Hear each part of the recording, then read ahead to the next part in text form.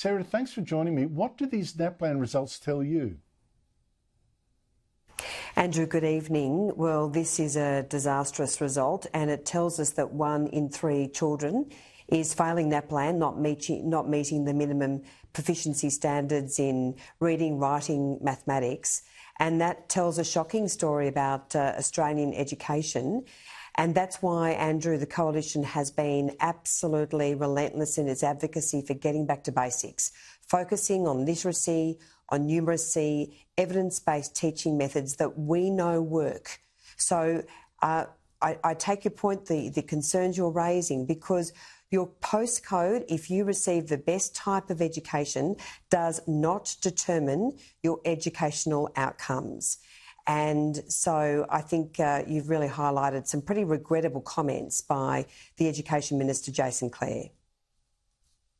You know, when you say evidence-based teaching, I was really struck when my kids were going back a few years now at school, and I helped out in the classrooms, that they weren't teaching phonics, you know, like how the constituent parts of each word, how they sound, like k, at, t, that kind of thing. Is spelled, you know, obviously cat, you know. Now, lots of exceptions to that, but basically. And I was struck by how well students who were struggling cottoned onto this and got it. What comes out of this is that one of the states that does worse, or the state that does worse, is Queensland, which has not adopted phonics just for a start, not yet. I mean, what do you make of this? Well, basically, we have been failing Australian children, and despite a very substantial increase in schools funding under our government, we nearly doubled schools funding. Over 2 decades, we've seen a decline in school standards. So the average Year 10 student, Andrew, is a year behind in their learning compared to 20 years ago. And yet we have poured so much more money into our classrooms.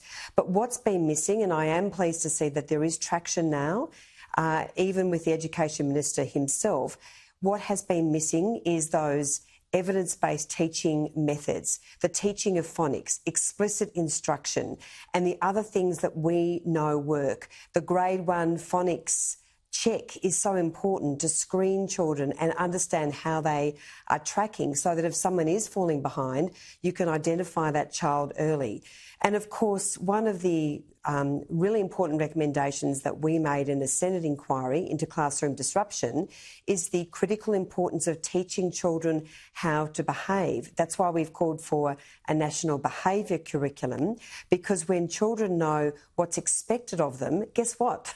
Most of the time they will behave, they'll learn better, they'll be more engaged, and teachers will also thrive, Andrew, because when they have evidence-based teaching materials, lesson plans which show them how to teach, what to teach, and give them all the tools that they need, then teachers are so much happier as well, and they, as I say, excel in the classroom.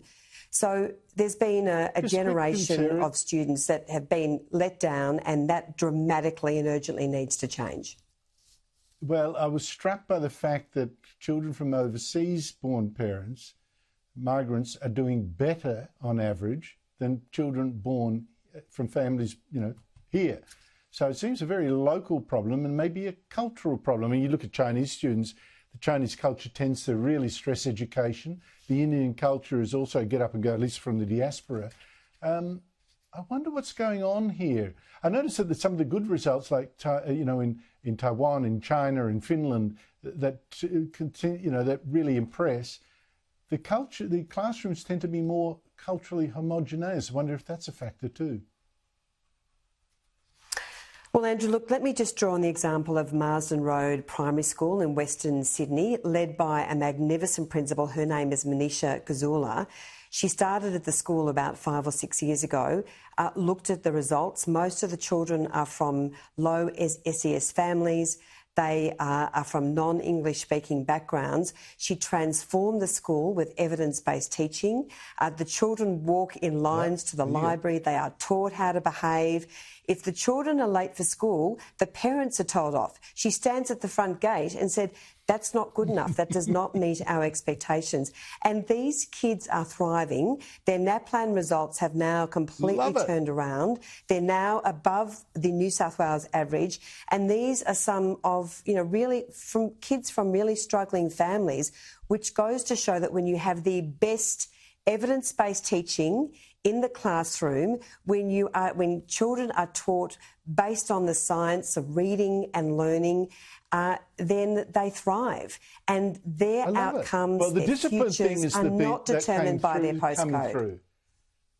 No, that's exactly right. That's preaching failure to the poor that the Education Minister did. I love your example. I'll ask, if you don't mind, my producer in the break to get the name of that principal from you, because I think that's a great story. Sarah Henderson, thank you so much for your time. She's amazing.